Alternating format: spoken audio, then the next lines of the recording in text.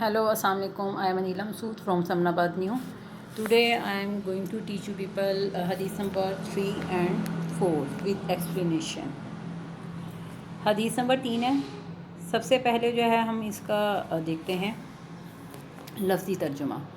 خیرکم، خیر بہتر ہے، کم تم میں سے، من جو. اب ورڈ ہے تعلم. تعلم کا مطلب ہے اس نے سیکھا. قرآن قرآن، وا اور علمہ اور اس نے اسے سکھایا. بامحابہ ترجمہ دیکھتے ہیں. تم میں سے بہتر وہ ہے جس نے قرآن سیکھا اور اسے دوسروں کو سکھایا.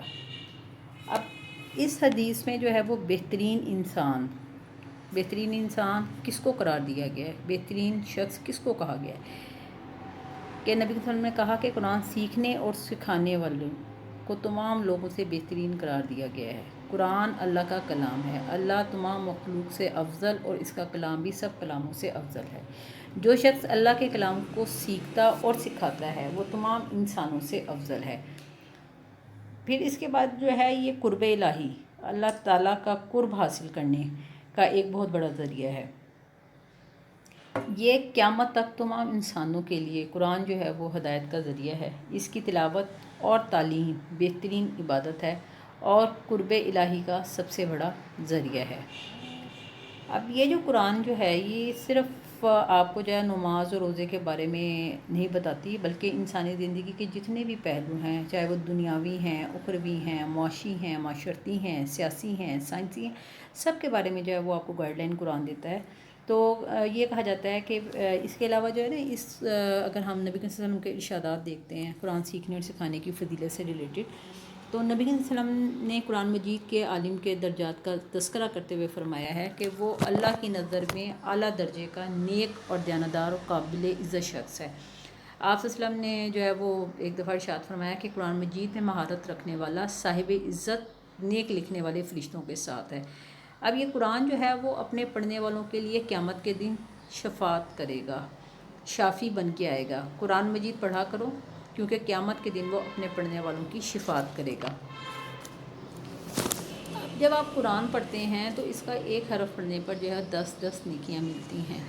نبی صلی اللہ علیہ وسلم نے فرمایا جس نے کتاب اللہ کا ایک حرف پڑھا اس کے لیے اس کے عوض ایک نیکی ہے اور ایک نیکی کا ثواب 10 گنا ہے. جیسے آپ پڑھتے ہیں الف لام میم. اب یہ 3 حروف ہیں اور 3 حروف کا مطلب یہ ہے کہ 30 نیکیاں آپ نے جمع کر لیں. حافظ قرآن جو ہے اس کی فضیلت جو ہے وہ نبی صلی اللہ علیہ وسلم نے کوئی یوں بیان فرمائی ہے کہ میری امت کے سردار حافظ قرآن اور رات کی عبادت کرنے والے ہیں. اب ممتاز مقام ہے کہ اللہ تعالیٰ جو ہے حفظہ کو جنت میں بلند مقام عطا فرمائیں گے. نبی صلی اللہ علیہ وسلم نے فرمایا حفظہ کرام جنتیوں میں ممتاز ہوں گے. اب یہ اس کے علاوہ جو ہے اگر ہم دیکھتے ہیں کہ قرآن مجید کی ہدایت پر عمل کرنے والوں کے لیے دنیا اور آخرت میں جو ہے وہ بلند مقام ہوگا اور اسے ترک کرنا جو ہے پستی کا باعث بنے گا. نبی صلی اللہ علیہ وسلم نے فرمایا کہ بے شک اللہ اس کتاب قرآن کے ذریعے ایک قوم کو بلند کرتا ہے اور دوسرے کو ذلیل کرتا ہے. اب جب ہم دیکھیں کہ قرآن جو ہے وہ آپ کو ایک رہنمائی دے رہا ہے پوری زندگی، نہ صرف دنیاوی زندگی کے بارے میں بلکہ جو آپ کی اخروی زندگی ہے اس کے بارے میں بھی جو ہے وہ قرآن آپ کی رہنمائی کرتا ہے. پھر یہ جو ہے یہ کہا گیا کہ جیسے قرآن کریم اپنے پڑھنے اور پڑھانے والوں کو جنت میں داخل کرنے کا ذریعہ ہے. حضرت عبداللہ بن عمر سے روایت ہے کہ نبی صلی اللہ علیہ وسلم نے فرمایا کہ صاحب قرآن یعنی کہ حافظ سے کہا جائے گا کہ پڑھ اور جنت کی منزلیں چڑھتا جائیں. ایک بہت بڑی بات ہے. تو اگر ہم دیکھتے ہیں کہ عملی زندگی سے اس حدیث کا کیا تعلق بنتا ہے تو بہت گہرا تعلق بنتا ہے. کیوں اس وجہ سے گہرا تعلق بنتا ہے؟ کیونکہ انسان کی زندگی کے جتنے بھی پہلو ہیں ان کے بارے میں ہمیں رہنمائی دینے والی یہ ایک کتاب ہے قرآن. تو اس وجہ سے ہم قرآن کو پڑھ کر اس کو سمجھ کر اس کی تعلیمات پر عمل کریں. اس کی جو ہے ترویج کے لیے، اس کی ایڈورٹائزمنٹ کے لیے، اس کی اشاعت کے لیے ہم جتنی کوششیں جو ہیں وہ کر سکتے ہیں وہ ہمیں کرنی چاہیے. جس کے لیے جو ہے ہم قرآن مجید کی تعلیم اور تلاوت کی جو ہے وہ ہمیں حریص ہونا چاہیے. ہمارے اندر ایک لالچ ہونا چاہیے اور خصوصاً اپنی اولاد اور اہل عیال کو بھی اس کی جو ہے وہ ترغیب دینی چاہیے. اگر ہم اس کا ایک شارٹ فارم میں حاصل کلام دیکھتے ہیں تو قرآن مجید جو ہے آخری آسمانی کتاب ہے اور ابدی صحیفہ ہدایت ہے جو دنیا اور آخرت دونوں جہانوں میں انسان کے لیے کامیابی کا ذریعہ ہے۔ اگلی حدیث کی طرف بڑھتے ہیں، حدیث نمبر 4۔ اب اس کا ذرا پہلے ہم جو ہے وہ لفظی ترجمہ دیکھتے ہیں۔ من جو یا جس، صلی درود بھیجا، علی یا مجھ پر، مرتن ایک بار، فتح اللہ کھول دیا اللہ نے، لاہ اس کے لیے، بابن کہتے ہیں دروازے کو، من سے عافیتا عافیت کا۔ بامحاورہ ترجمہ کو یوں بنتا ہے کہ جس نے مجھ پر ایک مرتبہ درود بھیجا، اللہ نے اس کے لیے عافیت کا ایک دروازہ کھول دیا۔ اب یہ نبی کریم صلی اللہ علیہ وسلم محسن انسانیت ہیں۔ اب جب محسن انسانیت ہیں تو آپ صلی اللہ علیہ وسلم کو جو ہے وہ بنین و انسان، یہ جو ہم انسان ہیں، ہم کو دنیا اور آخرت میں کامیابی کا راستہ دکھانے والی آپ کی ہی ذات اقدس ہے۔ حضور صلی اللہ علیہ وسلم کے احسانات کا تقاضا یہ ہے کہ ہر چیز سے بڑھ کر آپ صلی اللہ علیہ وسلم سے محبت کی جائے، دل و جان سے آپ صلی اللہ علیہ وسلم کی تعلیمات پر عمل کیا جائے۔ اب نبی کریم سے محبت اور عقیدت کا آپ کہیں گے جی اظہار کیسے کیا جائے؟ اس کا اظہار کا ایک بہترین طریقہ یہ ہے کہ آپ صلی اللہ علیہ وسلم پر درود بھیجا جائے۔ سورہ احزاب میں ارشاد خدا بندی ہے، بے شک اللہ اور اس کے فرشتے نبی صلی اللہ علیہ وسلم پر درود بھیجتے ہیں، اے ایمان والو تم بھی ان پر درود و سلام بھیجا کرو۔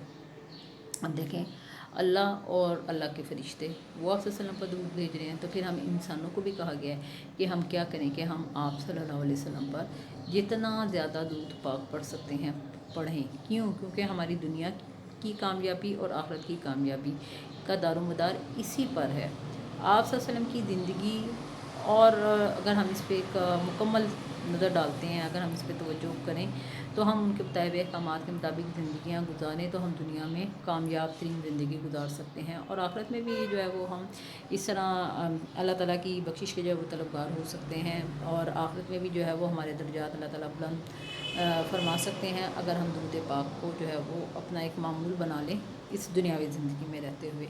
حدیث کی روشنی میں جو ہے وہ درود بھیجنے کا اجر و ثواب جو ہے کہ فرشتوں کی دعا ہے۔ نبی صلی اللہ علیہ وسلم پر درود بھیجنے والے کے لیے فرشتے استغفار کرتے ہیں۔ آپ صلی اللہ علیہ وسلم نے فرمایا کہ جو مسلمان مجھ پر درود پڑھتا ہے اس کے لیے فرشتے جو ہیں وہ دعائے استغفار کرتے ہیں۔ پھر اس کے علاوہ جو ہے پھر خود قرآن میں جیسے سورہ احزاب میں مسلمانوں کو حکم دیا گیا کہ جو ہے آپ جو ہے وہ درود پاک پڑھیں۔ اس وجہ سے درود پاک پڑھیں کیونکہ اللہ اور اس کے فرشتے آپ صلی اللہ علیہ وسلم پر درود بھیجتے ہیں۔ تو اس وجہ سے مسلمانوں کو بھی جو ہے بینگا مومن، بینگا مسلم جو ہے وہ ہم لوگوں کا یہ فرض بنتا ہے کہ ہم زیادہ سے زیادہ جو ہے وہ آپ صلی اللہ علیہ وسلم پر درود بھیجیں۔ پھر اللہ کی رحمت ہے، اگر نبی کریم صلی اللہ علیہ وسلم پر درود جو ہے وہ اللہ کی رحمت کا ایک بہت بڑا ذریعہ ہے کہ نبی صلی اللہ علیہ وسلم نے فرمایا جس نے مجھ پر ایک مرتبہ درود پڑھا اس کے عوض اللہ تعالیٰ اس پر 10 بار جو ہے وہ رحمت کرے گا۔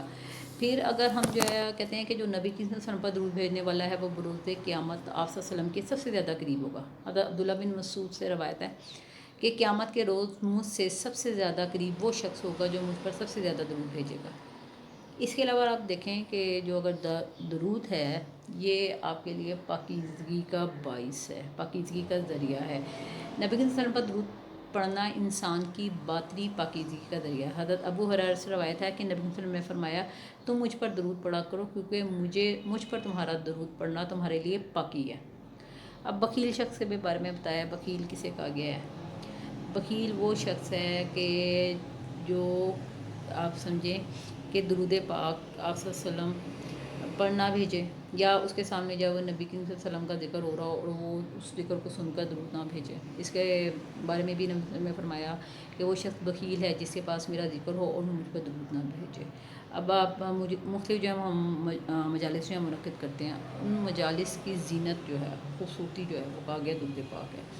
خود آپ صلی اللہ علیہ وسلم نے فرمایا کہ اپنی مجالس کو مجھ پر درود پڑھنے سے زینت دو۔ اب یہ ایک بہت بڑی بات ہے کہ اس میں آپ صلی اللہ علیہ وسلم پر درود جب اللہ اور اس کے فرشتے بھیج رہے ہیں، اور پھر یہ صرف یہ کہ درود بھیجنے سے آپ کو جو ہے دنیاوی فائدے بھی حاصل ہو رہے ہیں اور اخروی فائدے بھی حاصل ہو رہے ہیں۔ آپ کی دنیاوی زندگی بھی جو ہے وہ کامیابی کی طرف جا رہی ہے، اور آپ کی اخروی زندگی کا بھی راستہ جو ہے وہ آپ کے لیے ہموار ہو رہا ہے۔ کس طرح ہموار ہو رہا ہے؟ اگر آپ جو ہے وہ نبی صلی اللہ علیہ وسلم کو درود و سلام کے تحفے جو ہیں وہ بھیجتے رہیں۔ پھر اس کے بعد جو ہے وہ رضا الہی، اللہ تعالیٰ کی رضا کا سب سے بڑا حصول ہے۔ پھر آپ صلی اللہ علیہ وسلم نے فرمایا کہ جسے پسند ہو کہ اللہ اس سے ملے اور اللہ اس سے راضی ہو تو اسے چاہیے کہ وہ مجھ پر درود پڑھائے۔ اب حاصل کلام دیکھتے ہیں کہ نبی صلی اللہ علیہ وسلم کی انسانیت پر بے شمار احسانات ہیں، اس لیے ان احسانات کے شکر اور احسان مندی اور آپ صلی اللہ علیہ وسلم سے محبت اور عقیدت کا تقاضا ہے کہ آپ صلی اللہ علیہ وسلم پر کثرت سے درود بھیجا جائے۔ یا گرلس اسٹوڈنٹس، آج کا یہ جو تھا وہ ہمارا ٹاپک تھا حدیث نمبر 3 اور 4 سے ریلیٹڈ، اور ہوپفلی کہ آج کا آپ کو لیکچر سمجھ میں آ گیا ہوگا۔ اپنا بہت زیادہ خیال رکھیے گا اور مجھے دعاؤں میں یاد رکھیے گا۔ Thank you so much.